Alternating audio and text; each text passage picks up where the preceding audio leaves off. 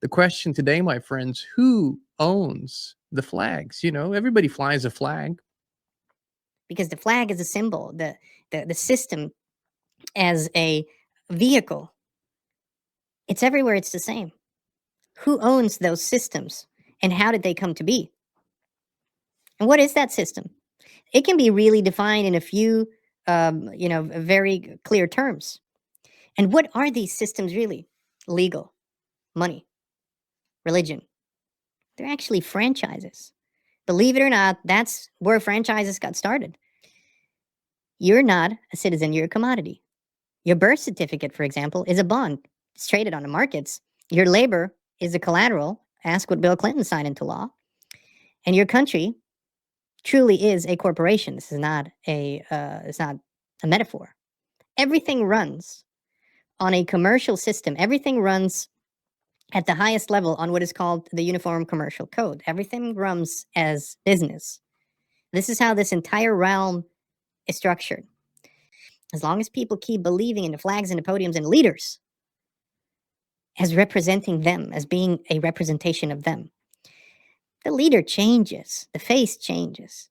The podium, the flags usually stay the same for a good long while. It's very seldom that a flag doesn't survive a full lifespan of a human being, usually about 100, 120 years before it can get changed. Because if you change flags too often within a lifetime of a human being, it kind of gets weird. People go, well, didn't we believe in this flag and now we're supposed to believe in that flag? That doesn't go over so well. You kind of have to do it slow with the whole franchise thing, You don't remodel your McDonald's every 2 years. You just do it every 10 to 15 years. It's a little easier like that. What are we looking at here? Well, if you ask the question, who created this? You could go through the list of these entities, which are bloodlines, occult secret societies, which are commercial entities, families today, organizations, NGOs. And each and every one of them has a piece and a place and a purpose in a system that fundamentally does one thing. Over time, it transfers, or let I say, it basically one entity within that system inherits power from another or fights over that power with another. But the system itself is what is the value. Right now, the system is being changed on some pretty fundamental levels, but we still see the flags and the podiums and the leaders. Now, you think, or most people think, that because monarchy was done away with in most countries, that anything significant has changed, but it hasn't, really. We still have the exact same structures. They're just labeled differently. And a group of people that rule over an empire, and they wreak havoc over hundreds of years, in official history, they're defeated. The leading families were defeated. The emperor was defeated. The czars were defeated. The kings were defeated. No, they just relabeled. They pulled back.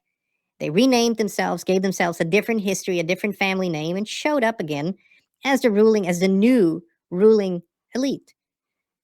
And today, they're being presented as independent candidates, as rebels within the system, still part of the same bloodlines, the same families, or controlled by the same bloodlines and the same families.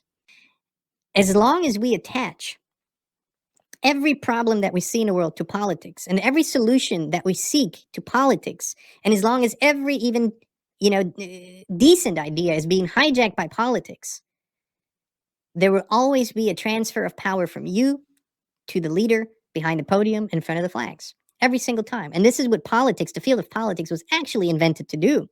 It isn't really the ruling class. It is let's capture the attention, imagination, and energy of the people, and let's channel it to this leader who's really, in most cases, a figure, a puppet. Some have a little more, some have a little less to say. It varies, but fundamentally, what they're supposed to do is harvest the attention and the energy of the people. And as long as we keep attaching our solutions, our problems, our hopes, our dreams to these fields, nothing can fundamentally change. And the problem that we're facing right now is that we need to change. We don't need things to change. We need to change very, very quickly. We need to adjust to this environment that we're in very, very quickly, because it is so dangerously close to shutting the door on our future. We've never had anything like this in in recent human history that we can compare it to. You could look at this here, and there's a reason too. And I wanted to show you this graphic here, which is what people sort of where they represent the bloodlines, the dynasties, the families, the occult, the non-physical and the physical. And this is an incredibly complex system. For example, I personally only focus rudimentary on all the intricacies of this system is because I believe that it was done in such convoluted and complex ways for a reason. It's so that we get caught up in this and never actually find the exit. But look at this here, and this is a good representation. It almost looks like a football field, right? That we stay on the field, never even asking what is beyond the football field. Is there something else? Other than flags and podiums and anthems and leaders and speeches and parties and that whole crap, which doesn't fundamentally change things, It adjusts according to its needs.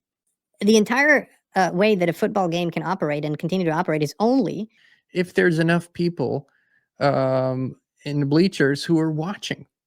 And this is where we stand today. So if you want to ask the question, who owns the flags? It's the same owner. Every single flag on the earth belongs to the same owner. No, there's no American independence. No, there's no Chinese independence. No, there's no UK independence. There's no Austrian or Italian no. The system belongs to the franchise owner.